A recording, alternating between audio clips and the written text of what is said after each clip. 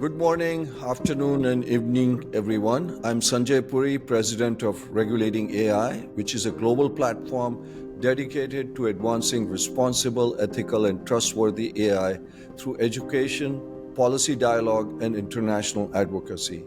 Welcome to today's session on democratic AI governance, a joint initiative between Regulating AI and Club de Madrid, with our distinguished special guest from the International Telecommunication Union. AI is not a future technology. It is here. It is reshaping economies, labor markets, healthcare, and the foundations of democratic governance right now in real time. PricewaterhouseCoopers estimates that AI will contribute $15.7 trillion to the global economy by 2030.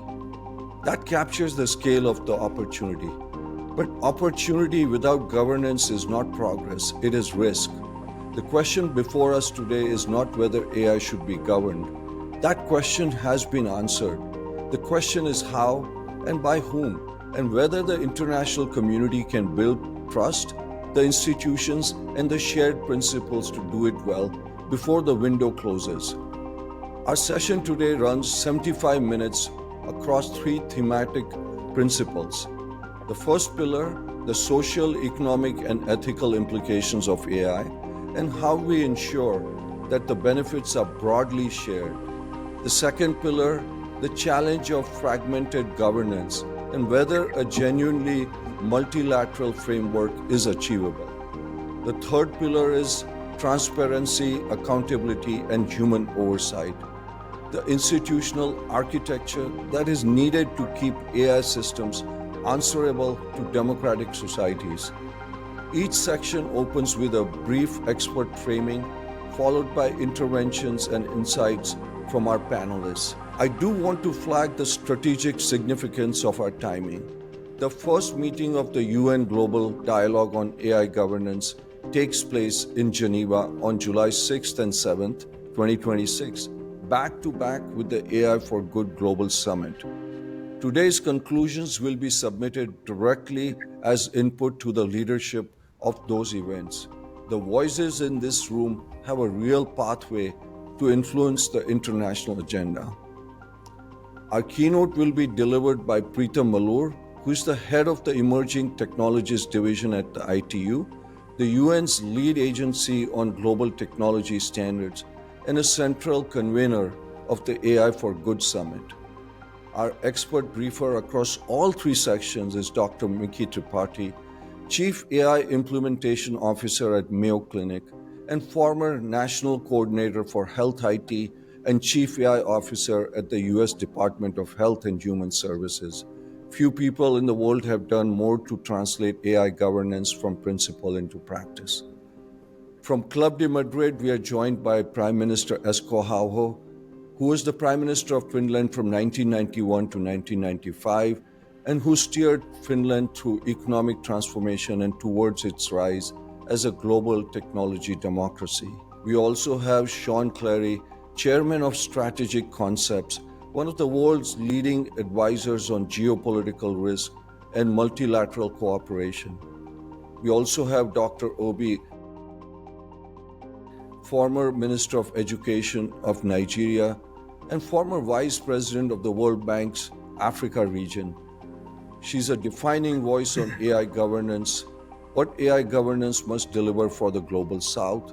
And closing today's sessions on behalf of Club de Madrid is Ruben Campos, Director of Programs. Also, please join me in welcoming Her Excellency Tarja Halonen, former President of Finland and one of the world's most respected voices in democracy, equality, and global cooperation. During her presidency, Finland became internationally recognized for its leadership in education, innovation, and social progress. President Halonen has spent decades advancing human rights and sustainable development on the global stage, and we are honored to have her with us today. Now turn it over to Preetam to set the stage for his keynote address on this very, very important topic. Preetam, the floor is all yours. Thank you, Sanjay, and greetings from Geneva. It's a pleasure to join the Club of Madrid for this important discussion with such a distinguished group of leaders and experts. And I thank you for the invite for me personally and for the ITU. So, my name is Preetham Malur. I head the Emerging Technologies Division at the ITU. Uh, just as a background, I've been here at the ITU for 18 years working on emerging tech and digital policy. Before joining the UN, I was a researcher in AI in the US, in Canada, and in India at a time when AI was far less fashionable than it is today. And a bit about the ITU. The ITU was founded in 1865. Last year, we celebrated our 160th anniversary. So it's the UN agency for digital technologies, and we predate the UN by 81 years.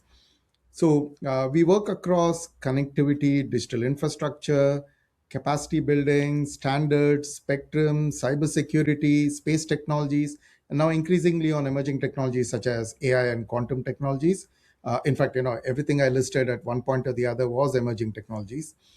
And since 1865, obviously, ITU has seen every technology shift, and in many ways, AI represents a transformation as significant as perhaps the shift from, say, telegraph to telephone, or satellites, or to the internet. And this time, the pace of change is pretty extraordinary. The internet took around 7 years to reach 100 million users. ChatGPT did it in just 2 months. And that tells us something very, very important. That AI may not just be simply another technology cycle. It's becoming this foundational technology that will shape economies, governance systems, labor markets, education, health, security, and probably even how societies form trust and make decisions. And that's why this issue of governance really matters.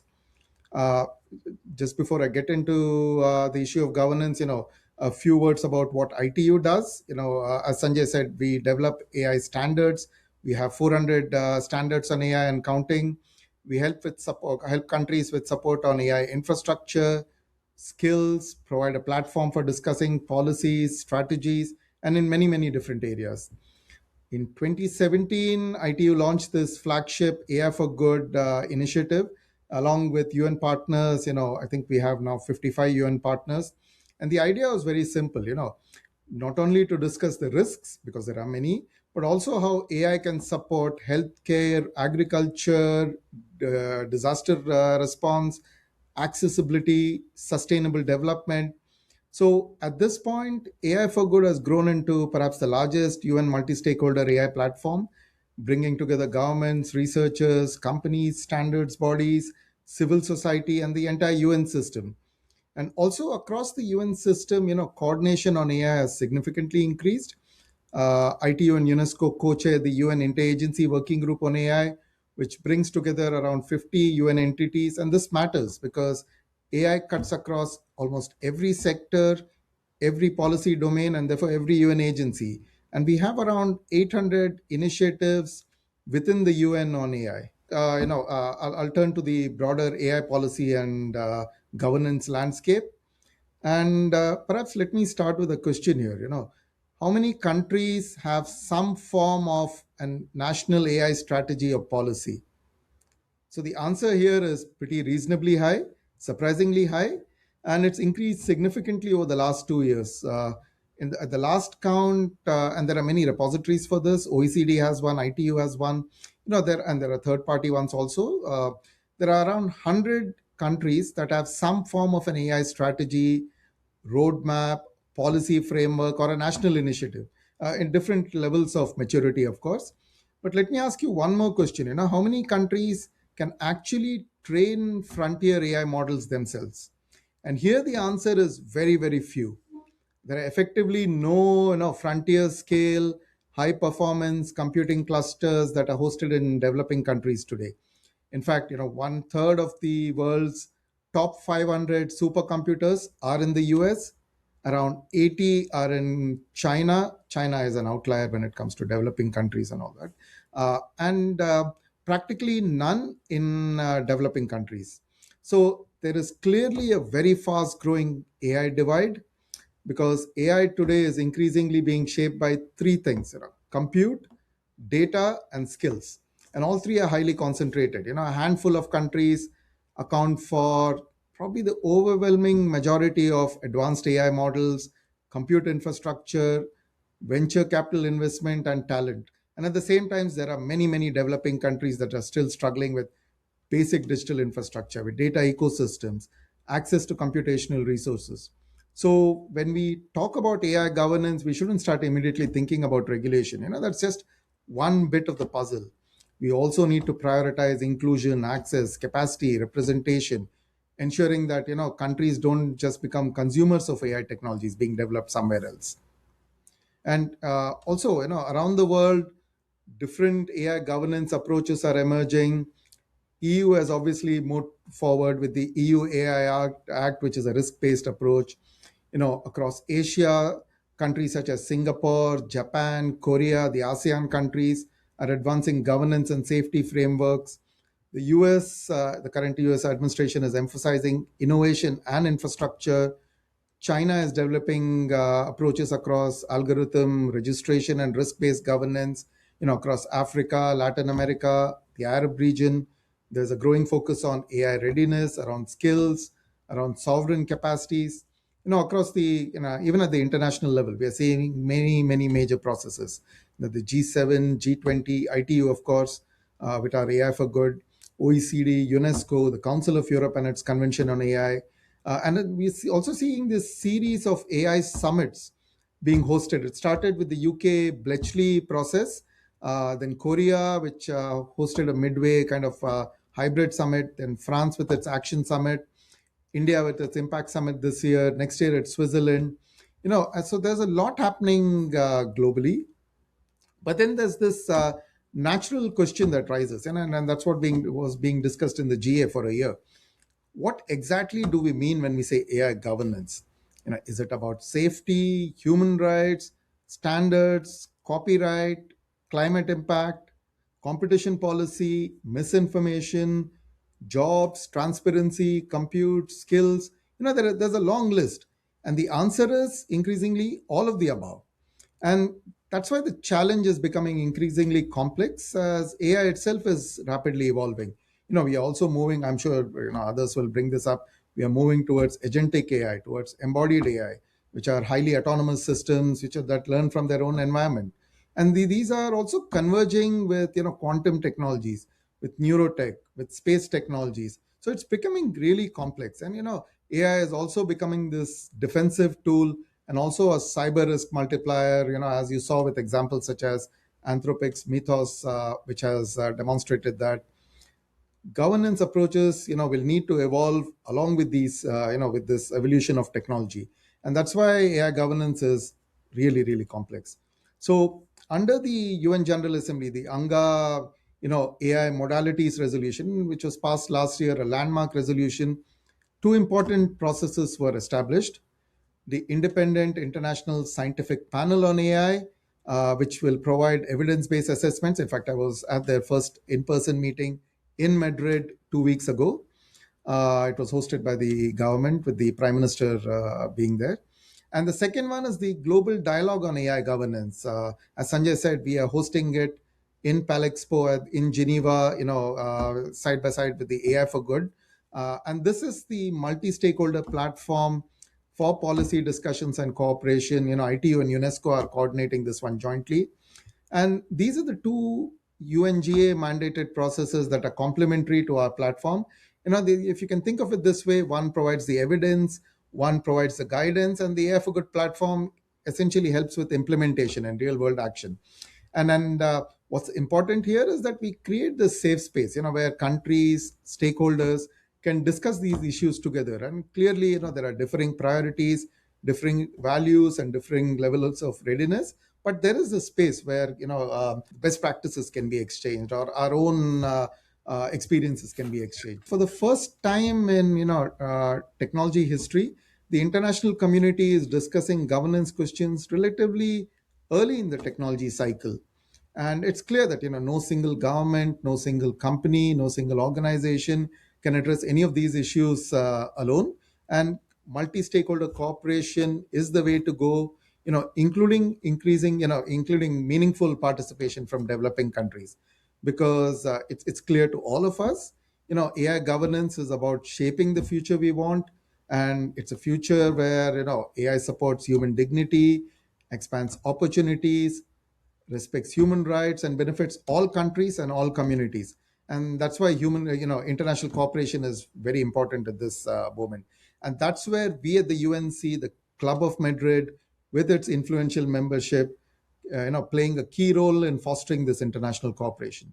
So let me just conclude by inviting you all to Geneva during the week of 6th of July, where we'll have the inaugural UN Global Dialogue on AI Governance on the 6th and 7th, the AI for Good Global Summit on the 7th to the 10th, and we have the WSIS Forum, the third big event, the third big piece in the puzzle, which is the largest UN gathering on digital development. And all this will come together at the same venue during the same week.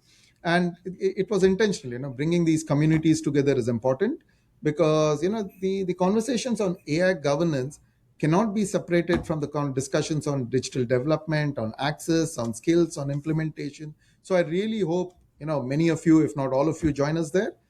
Thank you very much, and back to you, Sanjay. Thank you very much, Preetham. So we now turn to our first thematic section. Our first section examines the fundamental question of who benefits from AI and who bears its risk. The economic projections, as I mentioned before, are staggering. But history also teaches us that transformative technologies do not automatically produce equitable outcomes. The Industrial Revolution, electrification, the internet, each created enormous wealth and also enormous inequality simultaneously. AI is no different unless we govern it differently. Dr. Tripathi will frame the terrain, and then he'll invite each of the panelists to draw on one or two or three of the questions listed from this. Dr. Tripathi, I'll turn it over to you. Okay, great. Thank you. And thank you for the opportunity to be here and to help to facilitate such an esteemed panel. We'll break this up, picking up on where Preetham left off, by dividing this, as Sanjay outlined, into three sections to allow us to really, sort of dive into different aspects of this very important question related to governance. And what I'll do is I'll give a short brief for each of the three sections, and I'll call on a different person to perhaps be the first person to provide a response, and then would love, the opportunity for everyone to participate in each of those sections. So for the first section, I'm going to call on Prime Minister Aho after I've after I've completed my remarks.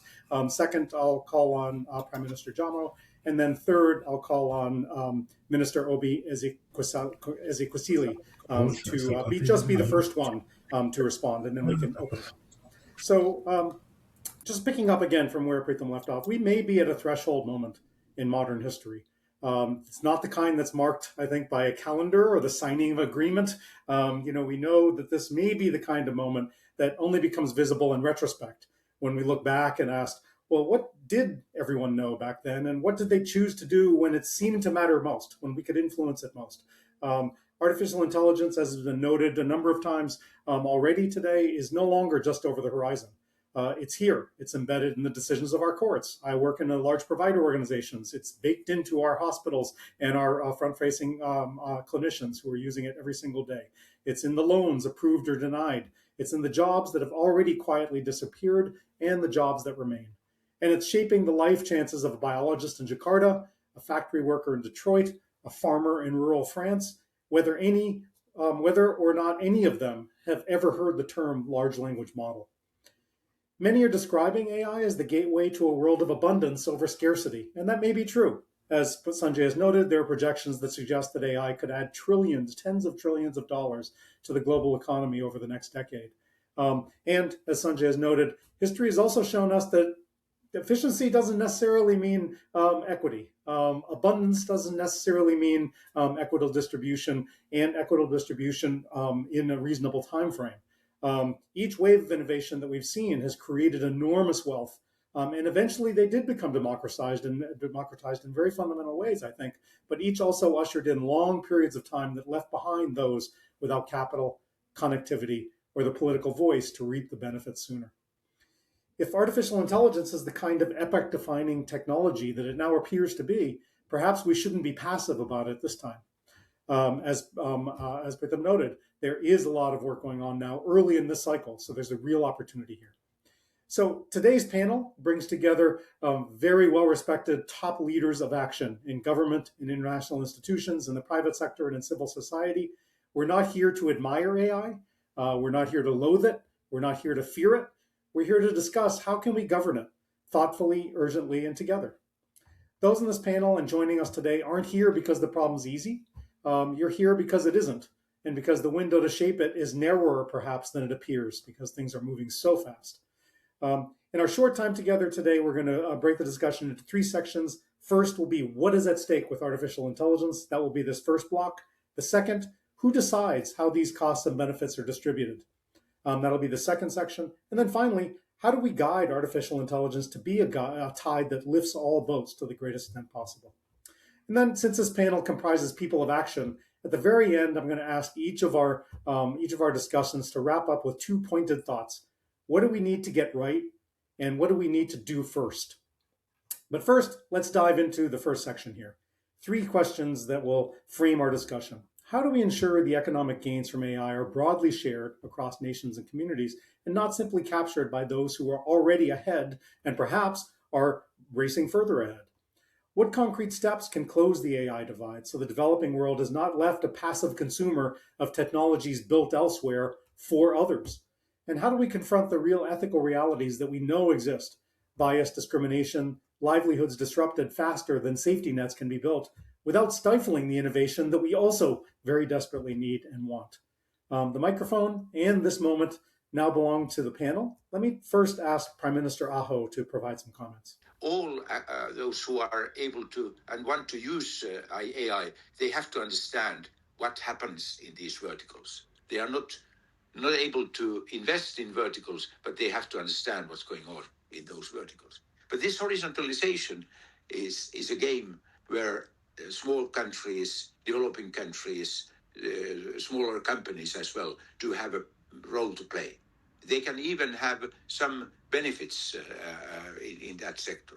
And that's why I think it's very important that when we are sending messages to those who feel that they are not able to join this club, it's very important to give them a message. You can do a lot with AI without having huge capacities in that sector.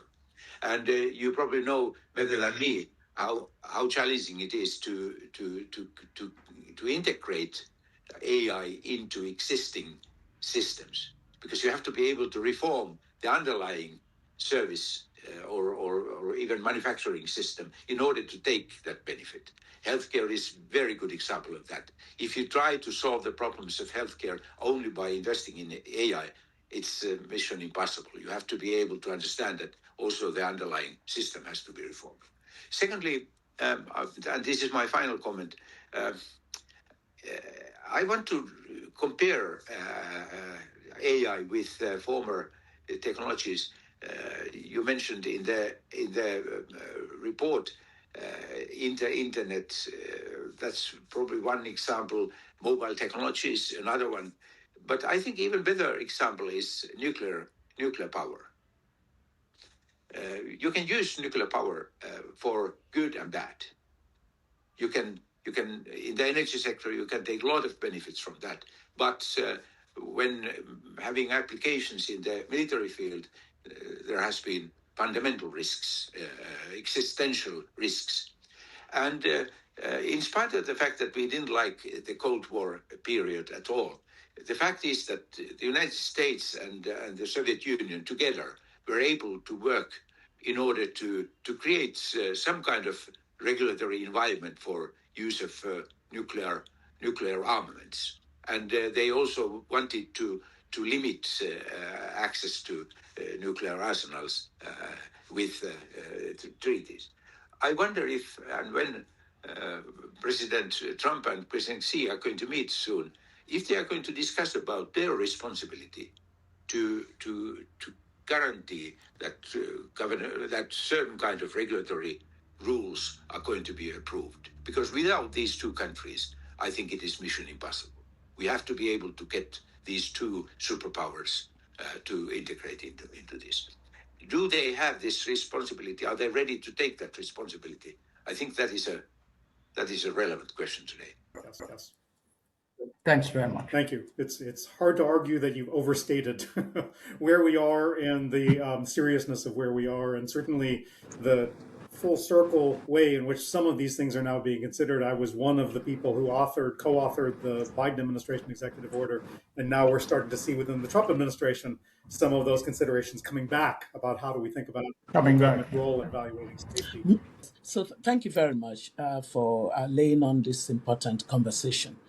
First, I'd like to say that from the African perspective, that question on the opportunities, the economic, social, and other opportunities of AI is definitely in line with what I've always said, that there are three game changers for our continent. It's technology, it's young people. Actually, it's young people, it's women, and then it's technology. The fact of this is already being proven in terms of what technology adds to economic growth of respective countries where we've seen deep liberalization reforms in the telecom sector.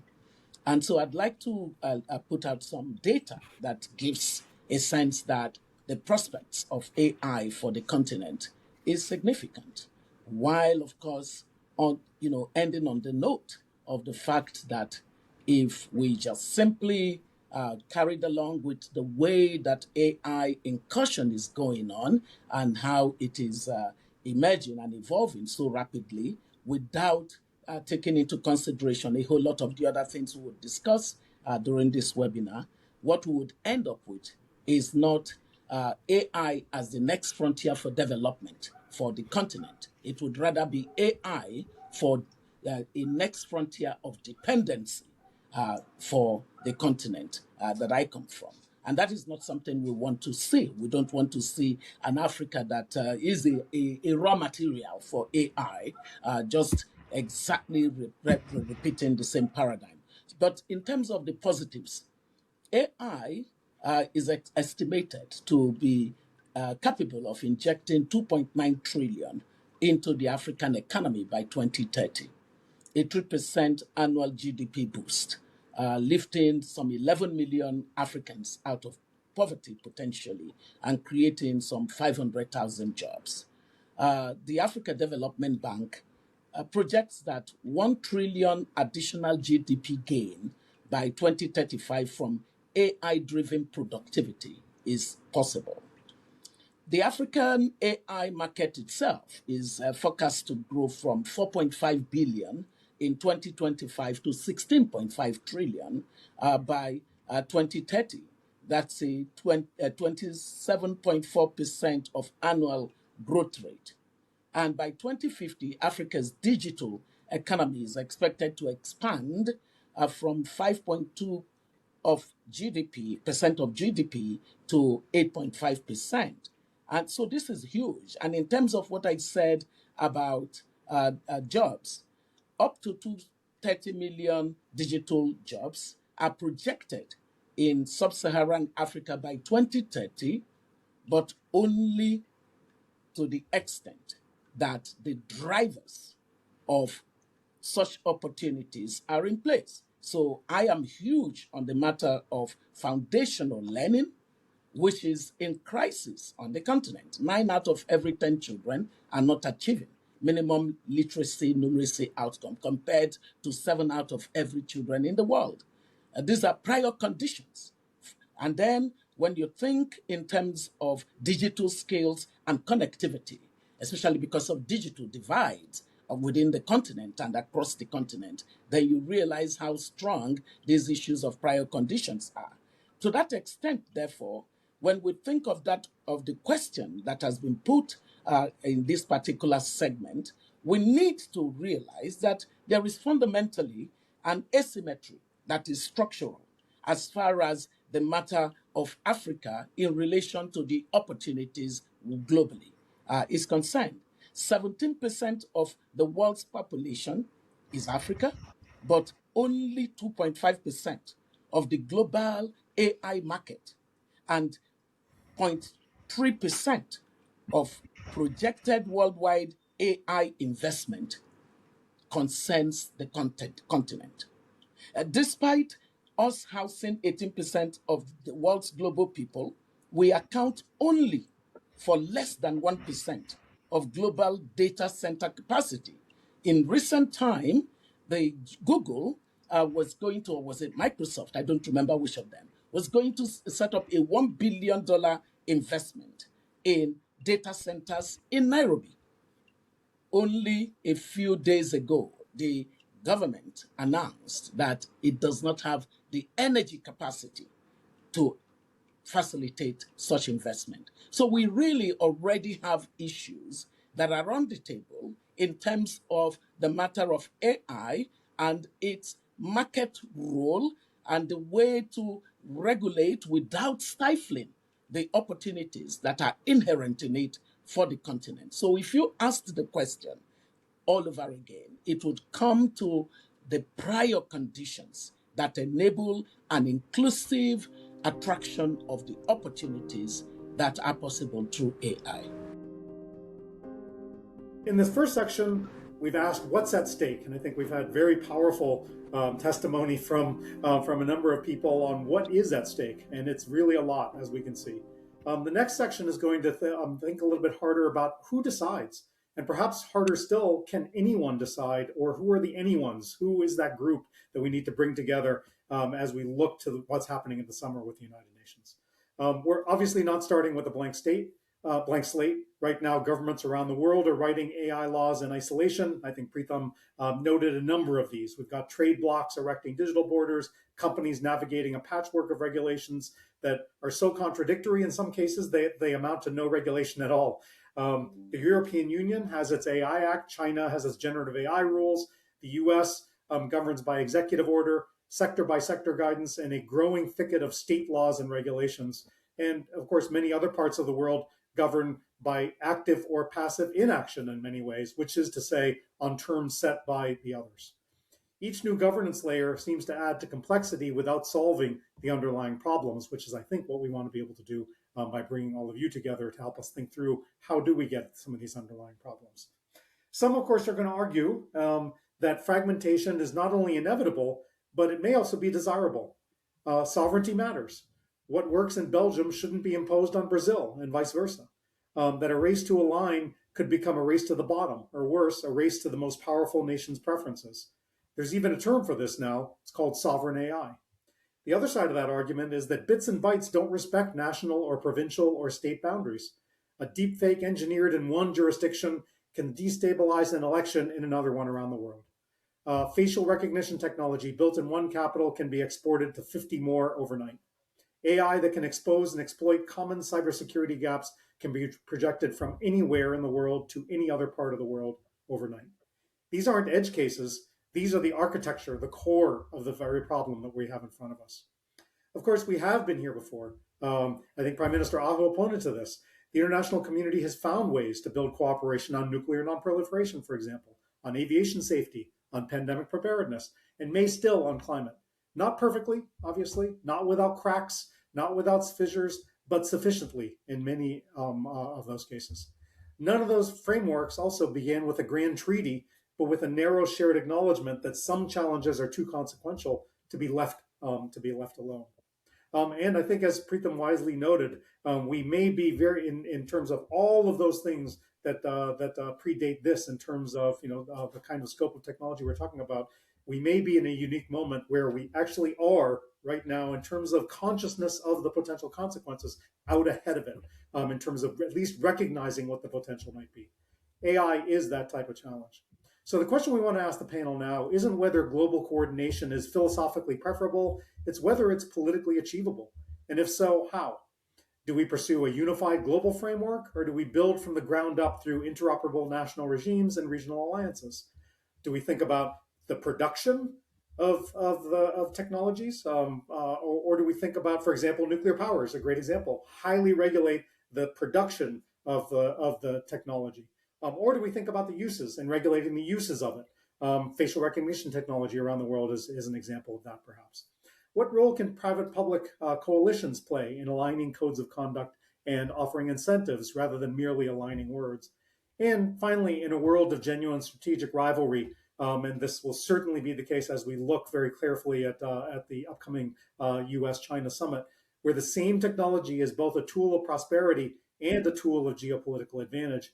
How do we build enough trust to govern both of those together?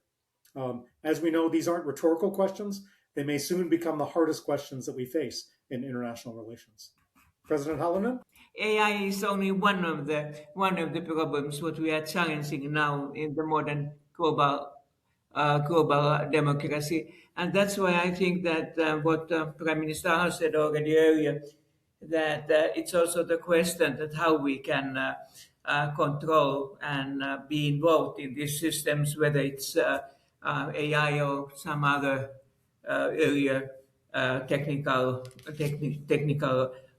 systems. So that's one thing, and I think that of course we can try to do it within our multipolar system, but when we know at the same time that this is not becoming stronger, then it's more or less being lagging behind of the needs what we have. So I do think so that we could perhaps also try the sectoral systems in the ways that we can use the governments, we can try to use the industry and the civil society.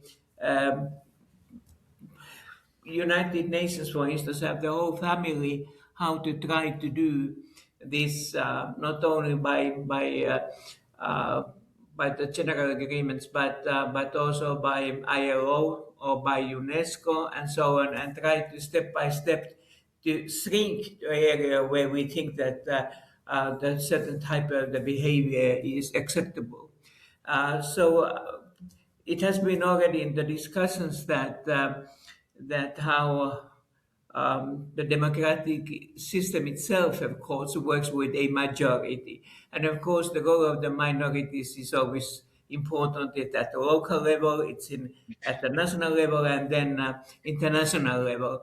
And when we, then, other hand, we know that AI is now mainly in the hands of the enterprises, corporations. So it's pretty difficult to try to tie them just with an agreement. Of course, I fully support the idea to get international agreements, but I'm a little bit hesitating how quickly, how fast we can affect, because the need is now already the big one. And so when also the AI systems will develop all the time, they are doing this, also AI is doing it also by itself. So the challenge is becoming that way also greater. So for instance, the governments, industry, civil society, they all have their own special interest, and we cannot demand that they should suddenly be unanimous in those. But I think that already what has been proposed, that how we could try to create the basic for the cooperation and then to see the possibilities is important. But of course, the positive thing is anyway that the United Nations has already noticed the digital challenge what we have, and I mean in that way we have something to based on. But I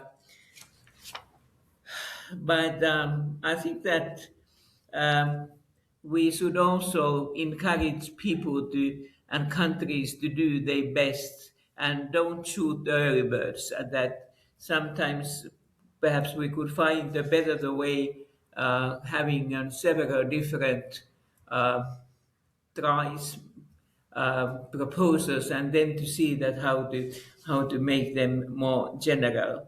So all in all, I think so that anyway, educating people to understand the whole system of AI, and also that what are the benefits and what are the negative sides could make them more how could I say, knowing that what the system is going, and so they wouldn't be too naive for these ideas.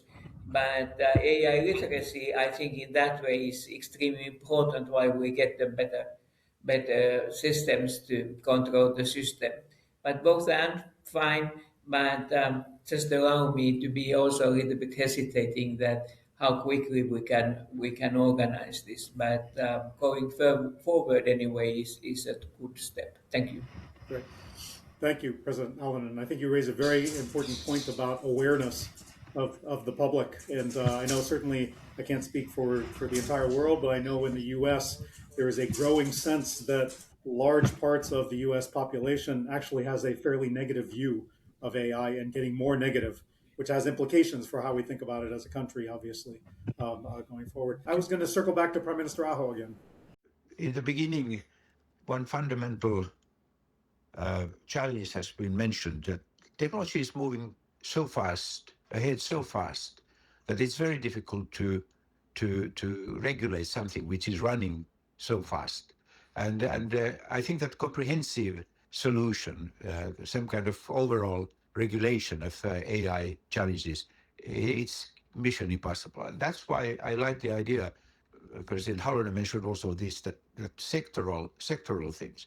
And I think I will return back to this military use of AI technologies. I think that two countries, the United States and China, have a special responsibility to protect us from those consequences. And they have their own interests as well, because I think that they're both, like with nuclear armaments as well, it was question of mutual deterrence and mutual destruction risk. And in the same way, I think that with the misuse of AI technologies without limits in the military field, I think we are going to face huge problems, and both these major countries have responsibility of that. Secondly, I think it's very important that we provide opportunities to take benefit, this horizontal benefit, as much as possible. This case, Africa, is a good example how complicated issues we are going to face. It's question of infrastructure, it's question of skills and talents, data systems, and I think it's important that in Africa there is going to be clear strategy how Africa will take benefit from that. Because, like with mobile technologies, the fact is that if developing countries are clever enough, they can skip several phases of development by using AI. The healthcare sector is a good example of that. Africa is lagging behind in healthcare sector in a massive way. But if you are able to take benefit from AI applications, you can easily improve quality without investing that much money into the system. So this is very important part of that. And then I think in the cultural life, in creative work, we are going to face fundamental problems as well. In that sector, I think very practical solution to ask everyone to give confidential information if some services are made by AI or not. And that helps a lot, so that we can understand what is artificially made and what is the original product. And finally, I think it's important to move on fast. I fully agree that things are happening so fast that if you are missing this opportunity now, the risk is that technology is taking over, and it's very difficult to get right kind of regulation later on. So I'm optimistic that we are learning the lesson, and we are able to find out right kind of solutions. But let's try to avoid political debates, and let's try to concentrate in very practical technical solutions. That's the fastest way to get something to be done. On the AI governance, on this global framework issue, um, and the fragmentation versus the fragmentation, I kind of think that we need to be careful about creating such a binary approach to that conversation. A global framework or fragmentation would not help us. I do think that it is a sensible approach at understanding that we need both. Although, of course, I agree with everyone that in the shortest term, we cannot get any kind of single binding global treaty. It's quite unrealistic to assume that we can with the kind of headstrong attitude of competition on everything between China and the United States at this time. But as one speaking from an African perspective, it is absolutely necessary that we should have at least a minimum global floor that enables us to agree some clear principles that would help uh, deflect some of the consequences of an entirely, do as you please arena for AI. And so I think that a two-layered approach would be helpful, and that the UN remains an important environment within which this global conversation should proceed. Out of all of the, I think there are just about 7 countries that feature in the most critical of AI governance conversations and arrangements that are proceeding. Yet, we do need that the over 118 other countries have a voice in the architect and the architecture that emerges for AI global governance. So, coming from that perspective, I believe that the fragmentation is helpful in order not to stifle country incentive for moving and moving ahead as much as they can. And yet, we need to do this within a context of at least a global minimum that is necessarily arbitrated and moderated through the weak and yet existent framework that we have within the UN.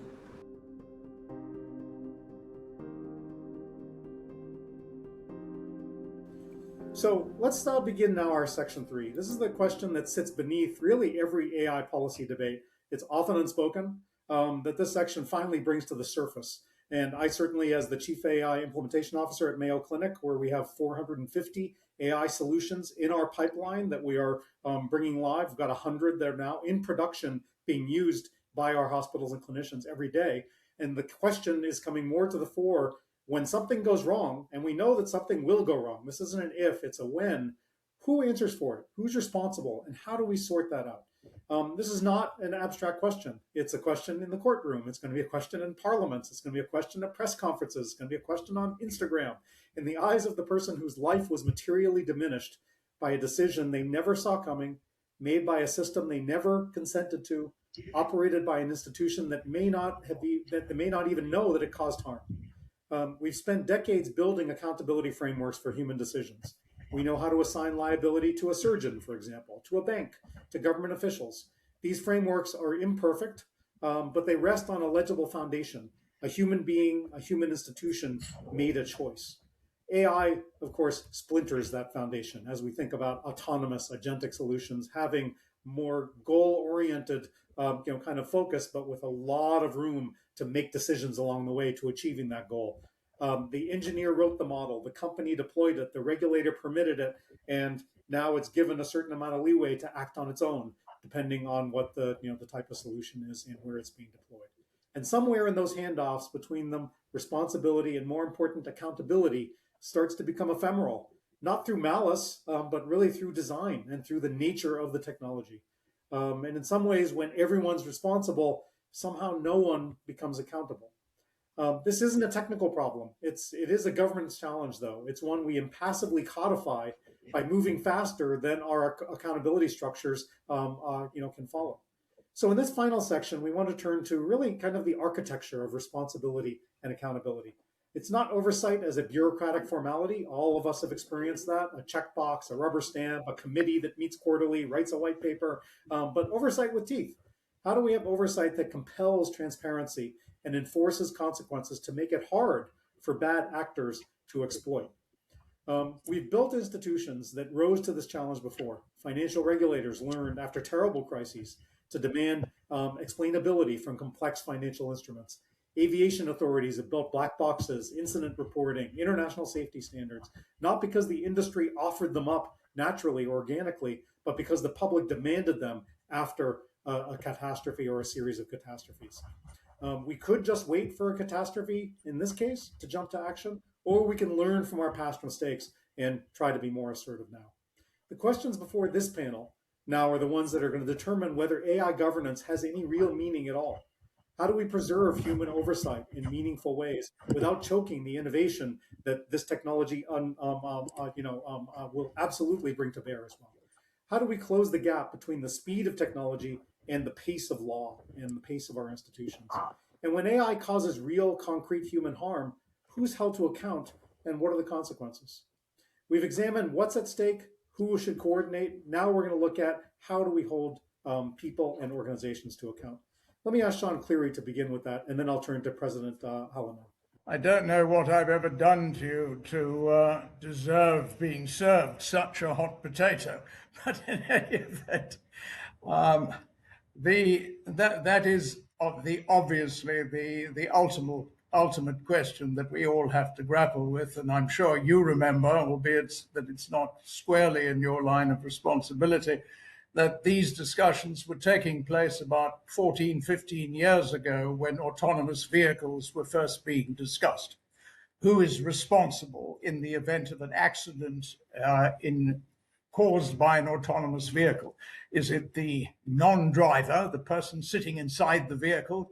Is it the manufacturer of the vehicle? Is it the software designer? Is it the regulator who approved this vehicle for use on a public street? How do you grapple with these issues? So in every circumstance where human agency is no longer the primary source of a particular outcome, we have these fundamental challenges. And that, frankly, is the reason why I come back to what I think the basic principles are that we have to get a grip on in respect of governance systems. And those are relatively straightforward, but extraordinarily difficult to translate into regulatory frameworks. The first is there has to be agreement on the purpose of any AI system that is actually deployed, and there has to be a regulatory framework within which the application of AI systems for purpose can be approved.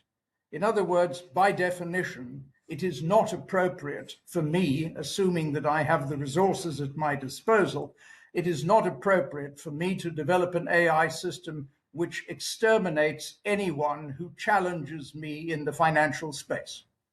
It would be perfectly possible to do that. There would be no great difficulty in identifying competitors. There would be no great difficulty in deploying malign agents into their systems to close them down, to cause them enormous costs and the rest of it. But by definition, such a system could not be permitted in anything resembling a responsible society. So the first issue that we have to clarify is purpose. What is the purpose of the system, and under what circumstances can a system with that purpose be legitimately deployed? Secondly, we need a normative framework within which such systems will be evaluated. And just as we have in respect of human agency at present, we have legal systems that adjudicate the appropriateness of human actions, we will have to develop similar systems in respect of, let's call it AI generally. It's a meaningless phrase, as we all know, but nonetheless, in terms of AI generally. So we need a normative frame in respect of the understanding of purposes for which they can be deployed. We can only do this because the concept of using the Nuclear Non-Proliferation Treaty and similar instruments, which is our best reference point for thinking about these types of new technologies, the concept there is unfortunate because the development of nuclear technologies in the 50s, 60s, and 70s was actually very slow. There wasn't any extraordinary opportunity to make enormous breakthroughs in terms of using agentic instruments for the purpose of code development and deployment. Today, the speed at which development takes place within LLMs is absolutely unprecedented. And therefore, we have to have a means of being able to anticipate in near real time what the potential impacts of systems currently under development are before deployment. If we do not have that observatory and analytical capability, we will never be able to develop regulatory frameworks which are fit for purpose. So we need clarity on purpose and agreement on purpose. We need clarity on the normative frameworks. We need technological capability for continuous evaluation ahead of deployment.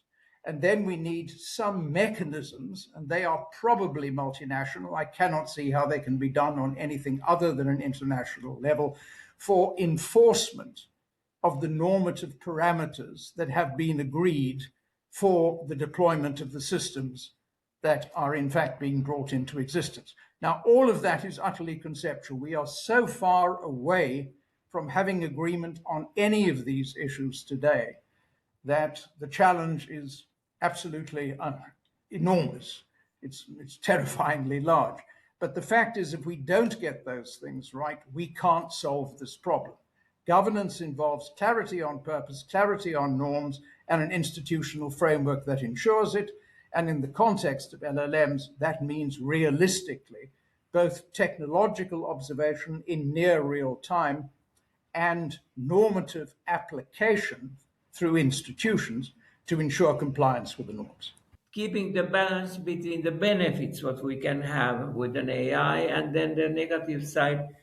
Um, so of course it is very, how could I say, it would be very welcome to get all this what we can get reach with an AI, and especially in health also. I think that in sustainable development, where I'm still part of. So these are such kind of things I think that would be very, very valuable for the future. But then if we come back to the health and security, also the other human values. So the question is that when our global system is now not becoming strong, but we have to have a very, very strong campaigns in order to keep it even like it is now.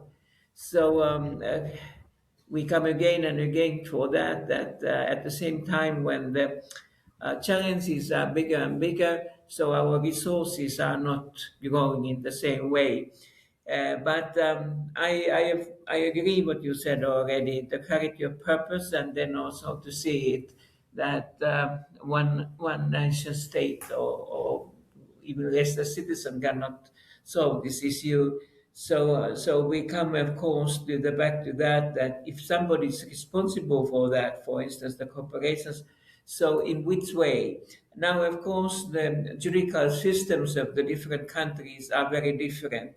And for instance, if I take, I'm not a common law system expert, but when I'm following the situations in USA, for instance, where I think that very often there is an idea that you can always pay it. You can use the finance to cover the difficulties. I don't agree. I think that if we take for instance example like concerning the human security, asylum seeker who is coming trying to enter to one country, and if the system has made faster and in that way more how could I say effective with AI. So it can also happen that somebody who could have a right to get an asylum is not accepted, and then the result can be the death. So how you can cover such kind of thing for himself or herself or for the family also? I mean that again I come to that we have to see it also. If you want to say it with clarity of purpose or the sectorial way that with the issues can be helping us to come forward go forward. So I think that that's one of the issues, that don't try to eat the whole whole thing with at once, but to see that we have a different sectors, and there we could see also the responsibility. We have had in my own country very much thinking that humans are always behind the system and they have to be also responsible. But I fully agree also that sometimes these duties are shared in so many levels and also internationally in so far that it's difficult to know that who is that one who takes the responsibility. But sooner or later we come again that those enterprises who are now having the power for the AI, they should be we should also be able to tie them, not only the governments, because governments are not they are not the main actors in the system, but to keep the public sector, the uh, uh, governments and organizations in the same place. I don't try to be clever, more clever what I am, and that's why I say that this is just one of the core issues. What I hope that now in UN, with the next General Assembly and all the working groups after that, we could be smarter in this. Thank you. Right. Thank you so much, and to such such tremendous points. I think that that you bring to light. One, about the nature of the technology, that some of the very power and the potential benefit that could come from autonomy and agentic solutions are the areas where there are perhaps are the greatest risks as well. So how do we think about that balance as we think about the frontier of that? And then another a really important point is that as we think about values, which is directly tied to accountability, it's very embedded in civil societies and culture. And different countries, different cultures may look at that differently because they have a different value framework as they think about the idea of accountability. Very, very powerful points. Mickey, we have Goyam Andro from ENY who has something he wants to talk about AI and trust briefly. So the first one that I would like to highlight is the fact that we saw an incredible shift over the last year in the private sector, which is the acknowledgement from the top senior leadership that AI governance was not a nuisance, but was absolutely necessary to enable decision-making AI solution.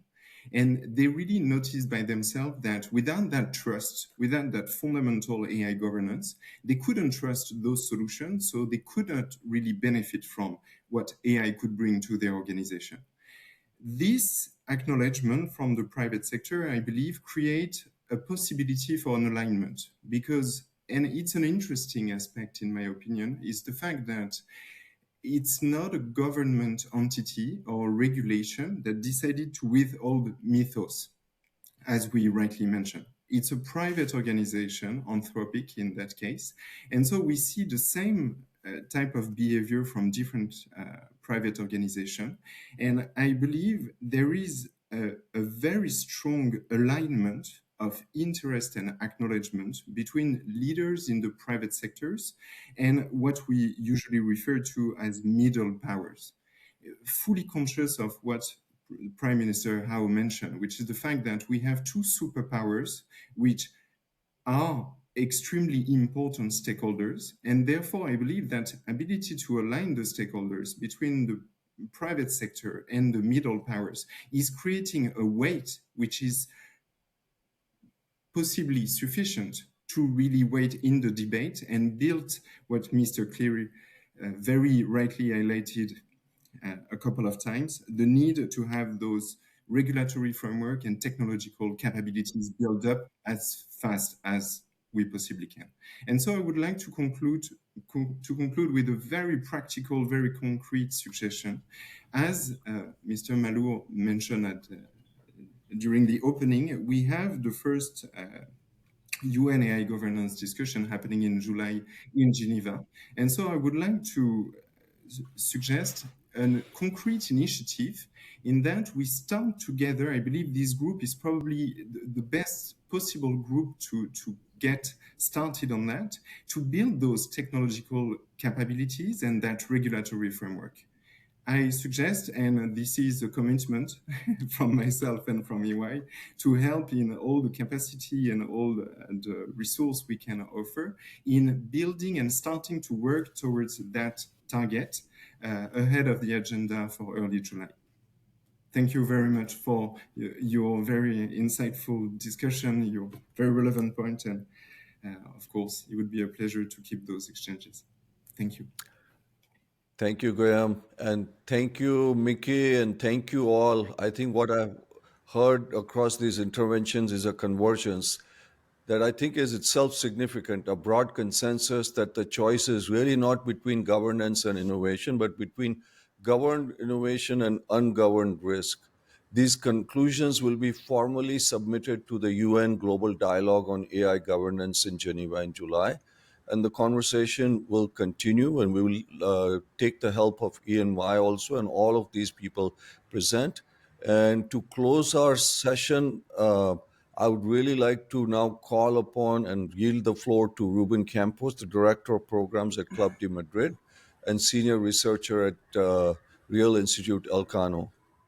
Thank you so much, Sanjay. So we are out of time, and I will be very quick. I mean, just I think, well, thank you, Guillaume, for your offer, no, for the involvement of St. John's, no, in this process, and you have been a partner with us before, and that will be very welcome. And I think that responds to, I mean, the key issues, no, that have been discussed today, and especially the urgency, no, that Sean and others have highlighted. This is not something to do, I mean, for some weeks or months' time. We need to really engage now. So that is very welcome, and also take into account the spaces, no, that are provided, especially the role of the United Nations has been also mentioned, and this meeting in July is much welcome. And thank you so much for ITU and Pritam Malor for his intervention and engagement as a key partner. I would like to thank especially the Club de Madrid members and advisors who have joined us today, and our partners on regulating AI, Sanjay and the team for all the help, and we look forward for the next steps. Up to you, back to you, Sanjay, for the final words. Well, thank you again. I want to thank all of you on behalf of Regulating AI and Club de Madrid for the quality and candor of today's conversation. This is really precisely the kind of dialogue the world needs more of. Experienced democratic leaders engaging seriously with the hardest governance questions of our time. And so really thank you all, President Halonen, Leader Aho, Sean, Guillaume, Pritam, Prime Minister Joma couldn't join us, and Mickey really did a great job in bringing all of us together. So thank you all, and we will follow up on this and continue the conversation. Thank you so much. Have a wonderful rest of the day.